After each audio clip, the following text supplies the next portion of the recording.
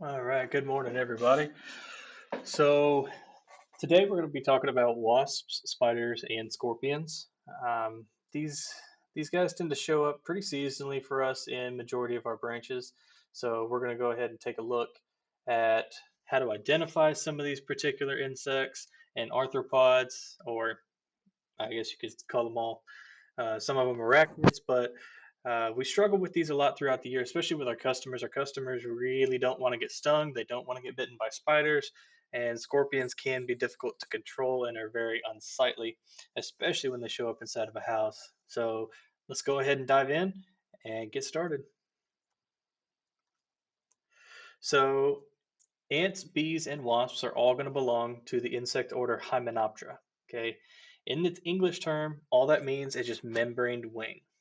And a lot of the common types of wasps we as pest control professionals will encounter are yellow jackets, European hornets, paper wasps, cicada killers, parasitic wasps, and even mud daubers.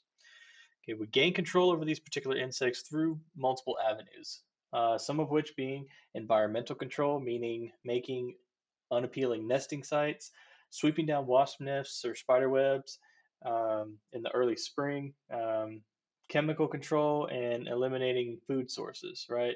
Um, we definitely want to try and get a hold of these wasps whenever we see those individual queens emerge from the ground and start building that nest up on the eaves right about late February, early March, whenever we have some warmer days and still have some cooler evenings because they are going to be very active during the day as they come out of hibernation. Okay, so we're going to start off with the yellow jacket, Vespula vulgaris. Yellow jackets generally build their nests underground, although above ground nests are possible.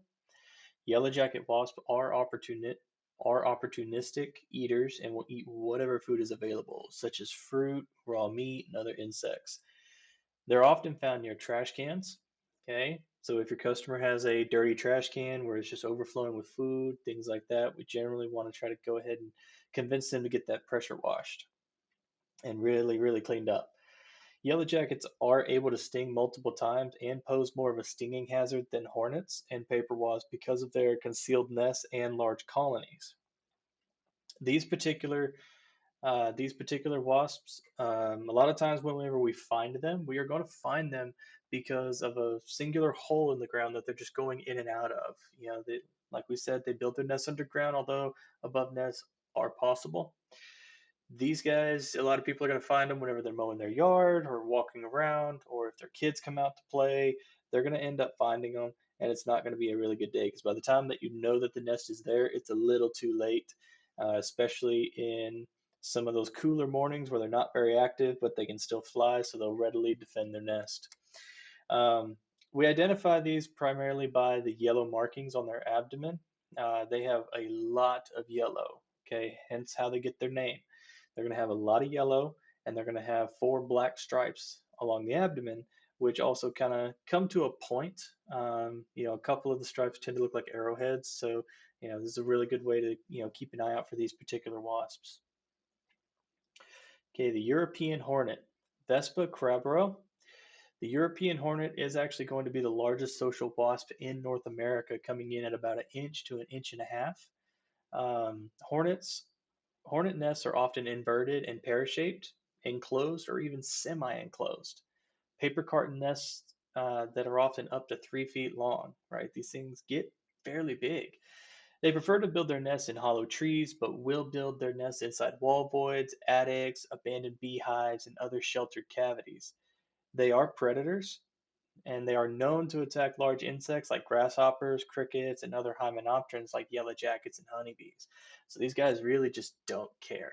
Okay, they will go after whatever they want.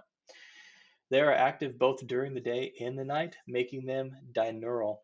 Okay, so these particular wasps are the ones that you'll find on like Facebook or TikTok that you're watching, and like they'll open up these sheds and they'll just have these massive nests built around all the stuff that's inside. Or some of my favorite videos where people will attach a flamethrower to a drone and burn them out of a tree. Joking. Let's not do that, please. But these are what the wasps they're going after. And these particular wasps are going to be really, really red in color, especially on the back of the head. the thorax, and the tip of the and the or I guess the base of the abdomen where it connects to the thorax. These guys are going to be pretty large. They're going to be very alarming to your customers. So if we find these particular nests, we really want to get them knocked out as quickly as possible. So if you don't have a bee suit, odds are your specialty technicians do. So we want to set a follow up to go ahead and get them out there and get this taken care of by either injecting dust into the entrance of the nest or treating the entrance of the nest with some sort of insecticide that can be used to transfer its way through the entire colony. Um, you can definitely read your labels and figure out which products you have at your branches that you can use for this. But I usually prefer to go the dust route myself, just because it's a quick puff right inside the nest, and you're done. And then you just kind of wait. It's going to take a few days for them to really work this product through the entire nest, but once they do, we really won't have any issues. And then if there are none left, you have a really cool souvenir you can go back and pick up. The paper wasp, okay, Polistes dominula. Paper wasps tend to build their nests above ground in the form of an inverted umbrella. Okay, the brood can be seen clearly from underneath when built on eaves and other above ground structures. These are the particular wasps that we're going to deal with probably like 99% of the time when we get wasp calls. Okay, these particular colonies are relatively smaller than those of other hymenopterans, containing usually less than about 200 members in their colony. And like hornets, they tend to prey on other insects. We see these all the time, year in and year out. Their primary colorings is going to be red and yellow with black stripes. Okay. And the cool thing about these particular wasps, and really majority of wasps that we'll deal with, but these in particular, is scientists at Texas A&M and M and other universities around the country have figured out that wasps are capable of simple logic. And what that looks like is whenever you're before you sweep one down, don't get too close to the nest, but get close enough to where they see that you're there. You will see them flick their wings up. And if you start walking left or right from either side of the nest, you'll actually see them following you and tracking you. Basically, that logic is don't start none, won't be none. Okay. Moving on to the cicada killers, Sphexius speciosus. Cicada killers are solitary predators, as their name implies. Cicada killers capture cicadas and carry them back to their underground nests as food for their young. Their large size is alarming to most people, but they rarely sting. They usually will have like a mating swarm, usually in the late summer when it's really, kind of hot and muggy outside. And customers get alarmed by this because they just see a bunch of wasps, flying around their yard. They don't want to come outside. They call us. They're panicked. And I actually enjoy these particular wasps because I mess with customers when it comes to these guys. I had a customer one time would not come outside, would not talk to me, anything, um, because he saw these about 300 of these things just swarming around his front yard. So I went and walked right in between the all the swarmers. Nothing happened, not a thing. And then he finally calmed down and we got to work. Okay. These wasps do tend to prefer sandy soils in their nesting sites. Golf course sand bunkers, playgrounds, sandboxes, and sand volleyball courts are attractive to nesting females. If you also have a demographic or a geographical area that has sandier soil, kind of like Oklahoma, um, you could tend to see them, a little more often. So just make sure you're checking the geographical areas and checking around your customers' homes for some of these listed items to see if we got any cicada killers later on in the summer. Here's what they look like. They're very large. They can get to, about an inch and a half to 2 inches long, and they are primarily black with yellow striping. It almost looks like they had yellow wings on their abdomen. And you can see just to the right of this particular wasp is that there's a burrow.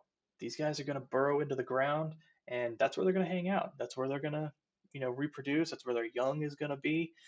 So when we get calls like this from our customers, we really want to try and find these particular burrows and get them under control, like get them treated, put dust in there, put, Talstar, Demand CS down in those holes to try and kill off anything that's in there.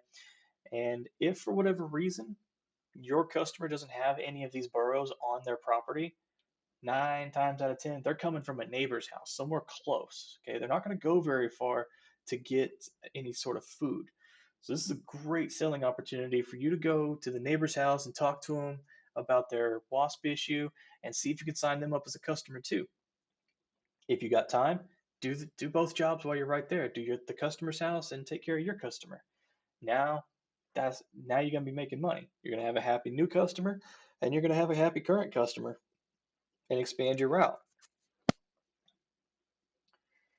Parasitoid wasp, Cotesia congregata. Parasitic wasps are among the most important beneficial insects. Okay, they lay their eggs in or on other insects, which are eventually going to kill the host. They're not technically a structural pest, they don't sting. However, they can be found inside structures when they're parasitizing other insects. So always look for the underlying infestation when tackling these wasps. Okay, when they're found indoors, they're usually attacking cockroaches and stored product pests, especially moths like Indian meal moths. Okay, but a lot of times, whenever I find them, I'm finding them parasitizing, cockroaches, American roaches. So when we get calls about these particular wasps, there's not a whole lot that we can really do for them. So what I want you to start thinking about is why are they here? What are they after? So that way we can treat the underlying infestation, and then once we take care of that, these will be taken care of very shortly afterwards. So look for stored product pests, look for roaches, and any other kind of insects that these things could possibly be feeding on. If we do find that they are in a specific area and we can get contact kills in a safe manner, like a bath trap, like injecting dust into a bath trap, let's go ahead and do that to try and kill off a few to lighten up the symptoms. But a lot of times they're just going to be out and about, similar to like houseflies, as they go and they try to parasitize other insects. Mud daubers. Scalephorun caementarium. Okay. Mud daubers obviously are going to get their names from their nests that are constructed out of mud used from the environment around them. The nests can be found on walls, ceilings, garages, attics, and other places on structures where customers really don't want them to be. Mud dauber nests are almost always provisioned with spiders so that the larvae can have a food source as they grow. Mud daubers are not aggressive and they rarely sting. Okay. So, if we have a large mud dauber population hanging around a house, then odds are we've got an underlying spider issue too. So, we really need to be thinking about that as well. And I promise, I don't know if y'all have seen this, but I thought I was going crazy whenever I first saw this. But they come in the species that we're going to see come in two different colors. They're going to be metallic black and metallic blue. I had no idea what I was looking at when I saw one that was metallic blue. I thought I stumbled upon some new species, was going to be a millionaire, but that didn't happen, obviously. Okay, so class Arachnida. Class Arachnida, a lot of times we're going to think of spiders and scorpions just because they have 8 legs, and that's what we're used to. But the arthropod class Arachnida is also going to encumber mites and ticks, so keep that in mind. So a lot of the common arachnids we will come across as pest professionals are wolf spiders, house spiders, black widows, brown recluse, cellar spiders, and scorpions, right? Arachnids are going to differ from insects as far as control because normal products like sprays are not going to affect them as well. Like your towel stars are not going to work. Towel star is not going to work very well against them.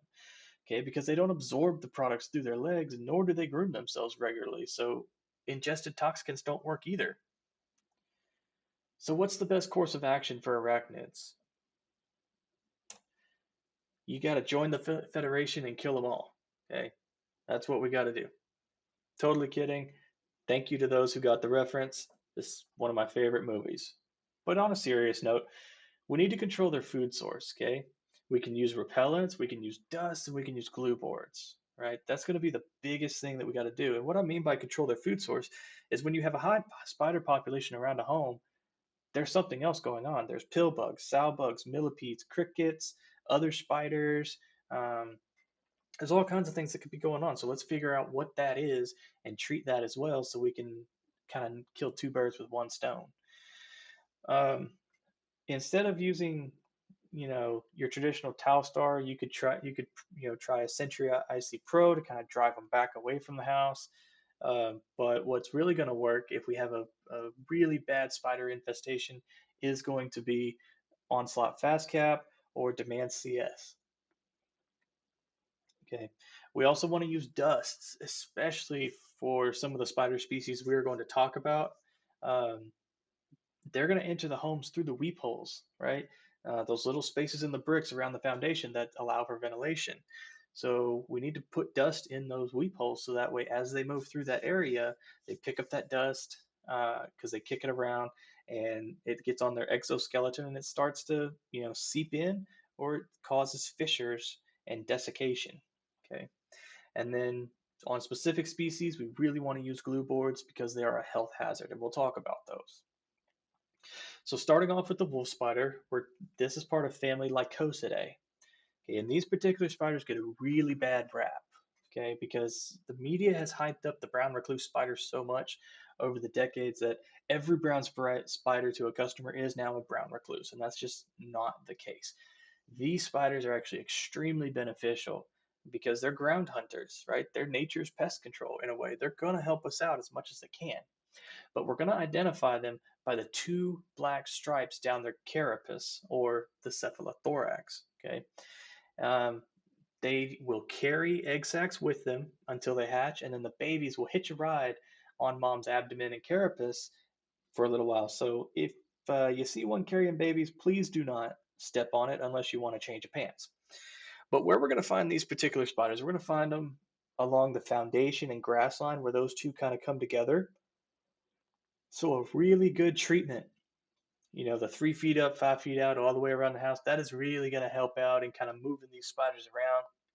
And then whenever it gets super wet outside after a really good rain or after watering your yard, they're going to go into those weep holes. So now we need to make sure the weep holes are dusted for these guys.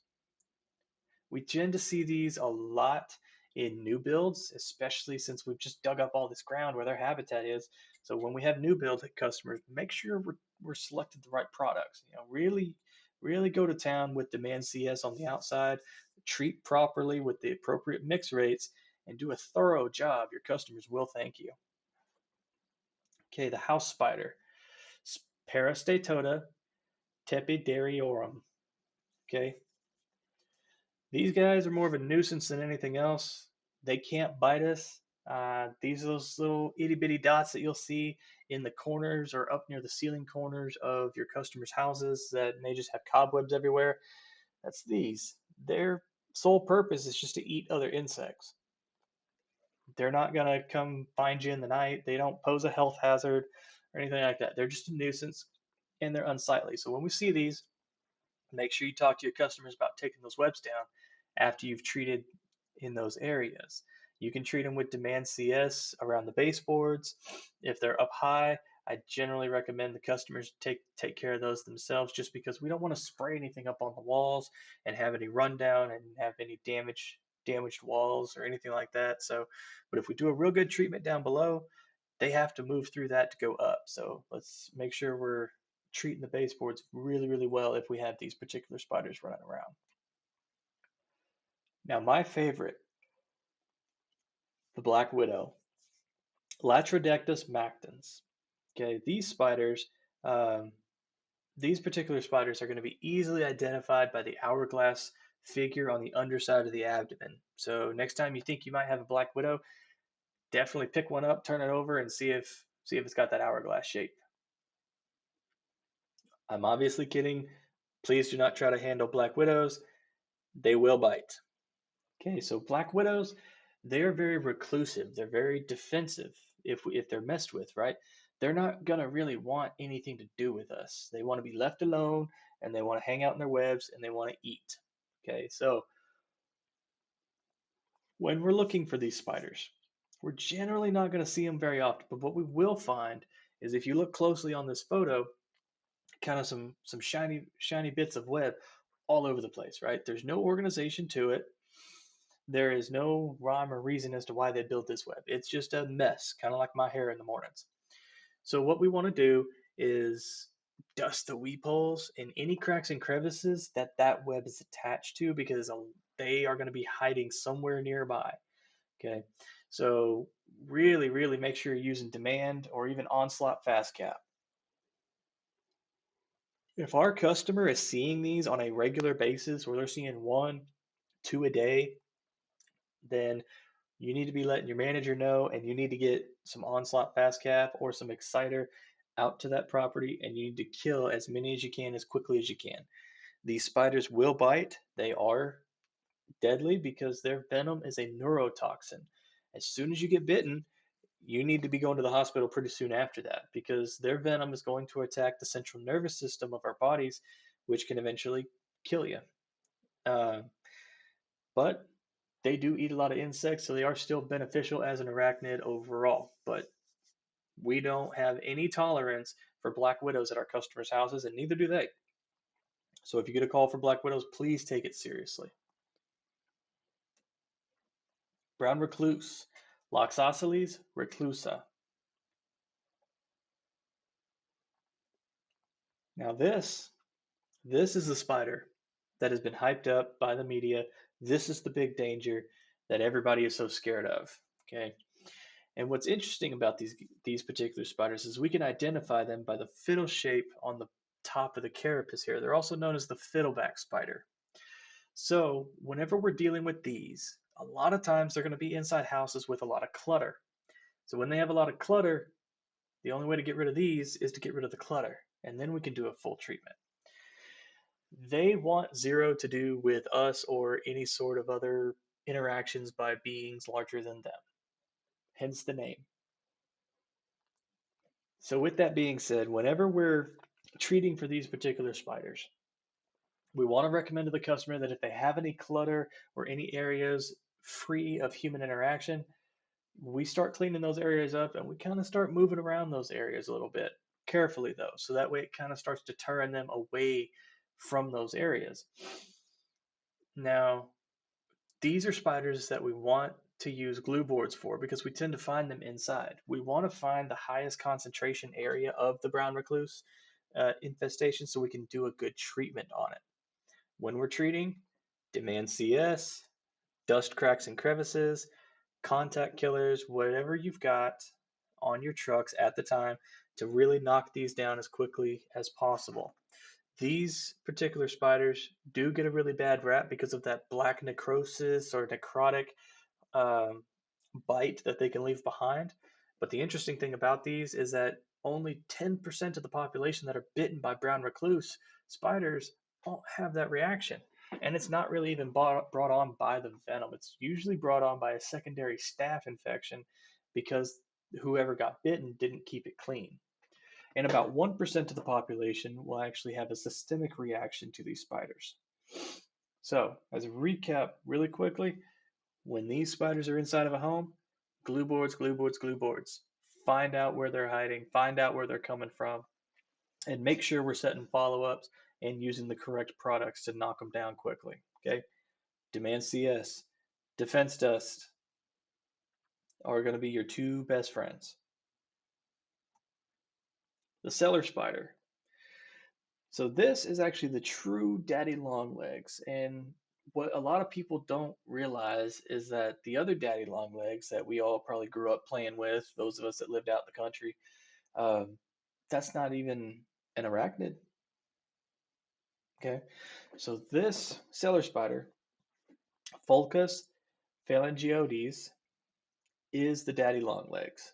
Now these guys are really really cool because they tend to hang upside down in their webs, kind of like Spider-Man, until something trips that singular tripwire that is going to be from their nest or from their webbing or their nesting area down to another anchor point. Once they have that and something kind of tickles that, they drop right down on it and get their prey really quickly. They are going to be found a lot of times in basements, crawl spaces, attic spaces, garages, different areas like that. If it's a little cooler, uh, and maybe even a little moist, these guys are going to be around. So when we have these, we want to make sure that we're using the mason jar dusters or a power duster, something that we can get a lot of product spread throughout an area really quickly. If you are going to dust somebody's attic, I will tell you that you need to make sure you have them shut their HVAC system off. and leave it off during treatment and for up to an hour after treatment because of the type of treatment that we're doing. We don't want that dust sucked back up into the AC system and delivered down into the house where our customers are. So make sure you communicate that to your customers whenever you do that. Um, so when we're looking for these guys, look at the abdomen. The abdomen is pretty elongated and it's really wide at the base and very wide at the tip, almost like a rectangular shape. Okay, so that's how, and then they're super long legs. That's how we're going to identify these particular spiders. And moving on to the striped bark scorpion, Centroides vittatus. Okay, these guys are going to be identified as kind of like a pale yellow, tan uh, overall color, but they're going to have that two dark stripes down the length of the body. Okay, they will live for about 4 to 5 years and can reach sizes between 2 and 2.5 inches in length. So they can get up to a decent size. These arachnids will also have a dark triangle above the ocular tubercle, which is around their eyes. Okay. The scorpion stings can be painful and will cause swelling and redness near the sting sites, like a wasp or a bee sting. But the good news is that their venom is mildly toxic and rarely poses life-threatening risks. So, how do they reproduce? Well, the cool thing about scorpions is that they actually give birth to live young. And when they do that, the young are going to crawl up mom's legs and the sides of her body and hitch a ride for a little while until they start falling off and dropping off. Now, where do we find them? A lot of time, we as pest management professionals are working during the day, so we're not really going to see them that much. Unfortunately, scorpions are nocturnal feeders and will feed on other insects as a food source and also even their own kind. So, because we don't work at night, we got to go looking for them. We got to hunt for them a little bit and take that time on our customers' property when they say they have them to eliminate them and identify them and locate them, right? So during the day, scorpions will usually hide in or beneath something such as a burrow, debris, even burrow in children's sandboxes. And what do I mean by debris? I'm talking wood piles next to the house for the fire pit, piles of leaves up next to the house, all kinds of stuff like that. Anything that they can just get into. I've even seen them inside the little green or black boxes that are spread throughout the yard that may have the water sprinkler shut off or the main house shut off. Um, so be careful if you're going to open those. I would recommend using like a long screwdriver so that way you don't stick your finger next to a scorpion. On the interior of the home, look for undisturbed areas like closets, crawl spaces, attics, and even around plumbing penetrations. What do we do? Okay, primarily make sure it's a correct identification. Make sure that when your customer says scorpion, it actually is a scorpion. Make sure the environment puts pressure on the species. And what I mean by that is make sure all that debris outside or that clutter um, inside and outside, make sure all that stuff is cleaned up so they don't have really good, nesting sites. We can do exclusion. Not a total exclusion, but we can exclude things like the plumbing penetrations on the outside and the inside of the house to seal up these areas so that way they don't, they really can't find their way in once they go in through the weep holes. We can use pesticide applications, pyrethrins, bifenthrins, cyfluthrins, deltamethrins, lambda-cyhalothrins, chlorphenipirs, and acetamiprids, right? A lot of us are already using Demand CS, but you can also use Exciter. You can use Delta Guard granules. You can use Seismic or Sidekick, whatever your branch has on hand. Now, if you have a really bad problem, you will definitely want to get Onslaught Fast Cap on your truck and out to that customer's house and do a really good perimeter treatment. Okay. We also want to use crack and crevice applications with dusts. Okay, crack and crevice applications are going to be real key, especially during the day while they're resting and not really active. Okay, and then monitor with glue boards if they're inside. If they're inside somewhere, track down where they're going to be hanging out at, the areas that they're moving through.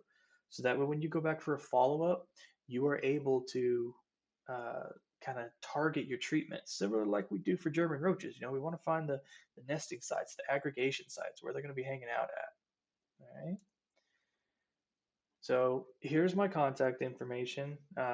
If you need any help identifying pests, if you need anything to help with maybe recommendations for treatment, you can feel free to give me a call. Or if your service manager doesn't know, if your branch manager doesn't know, they can also call me as well. There's a lot of good resources here at Barrett Pest Control to help out. I mean, we've got technicians at other branches, other service managers, regional sales managers, branch managers, so on and so forth. Somebody knows the answer to the questions that you may have or the issues that you may have, and we can get you help. We can get you some more knowledge, and get our customers helped out. All right. So I thank all of you for your time. I thank your managers to take time out of their day to show you this presentation, and keep up the great work. All of y'all are doing fantastic. And if you need anything, definitely reach out. Thank you.